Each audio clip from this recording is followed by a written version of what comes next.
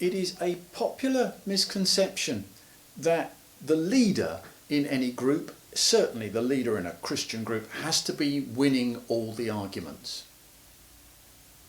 Simply isn't true.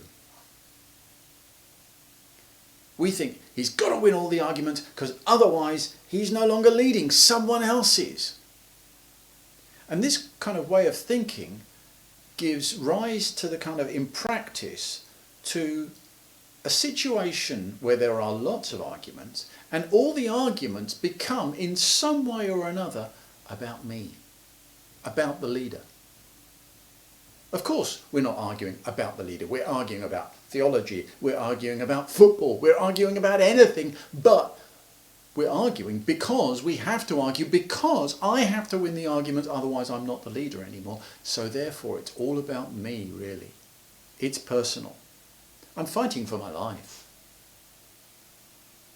And if I think I've got to win all the arguments, actually, I will be constantly on the lookout for fights. I'll think you're starting them even when nothing could be further from your mind. Because basically, if you're being led by someone, you really want to be at peace. But I'll be on the lookout for arguments. I'll be dividing whole congregations up into for me or against me. It's actually not real leadership, but pride that has to win every argument. And it's pride that has to start arguments in order to win them, to prove that they can. God's people do not need prideful leaders. Again, spiritual leadership will be in confrontation situations plenty times. Don't worry about that. That's going to happen. But if we look for it and people know we're looking for it, again, our effectiveness is drastically undermined. There are going to be plenty of situations where we will have to present our arguments, but we will have to do so with gentleness and respect. There are plenty of situations where, like Paul, in the marketplaces and in the synagogues, we will seek to persuade people. That's not being quarrelsome.